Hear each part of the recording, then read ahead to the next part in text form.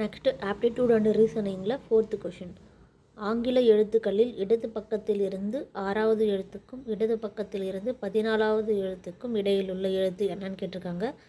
Option ஐ, option B வந்து J, option C வந்து K, option D வந்து எல். இது வந்து எப்போ கேட்டிருக்காங்கன்னா 2025 வந்து 27ல் கேட்டிருக்காங்க. இப்போது இது நம்ம எப்படி எழுதணும்னா, ஃபஸ்ட்டு வந்து ஏபிசிடி வந்து நமக்கு 26 லெட்டர் தெரியும், அதை முதல்ல எழுதிக்கோங்க. இப்போ நமக்கு வந்து ஏலேருந்து 1லேருந்து 1 2 3 நம்பர் போட்டுனே வாங்க. 14வது எழுத்து வரைக்கும் கேட்டிருக்காங்க. ஸோ நான் 14வது எழுத்து வரைக்கும் எழுதியிருக்கேன். ஸோ எங்கேருந்து கேட்குறாங்கன்னு பார்த்தீங்கன்னா 6வது எழுத்துக்கும் 16வது எழுத்துக்கும் நடுவில் இருக்கிற எழுத்து தான் கேட்குறாங்க. ஸோ 6வது எழுத்து என்ன? எஃப். அப்போது அதுக்கு 6 போட்டுட்டேன்.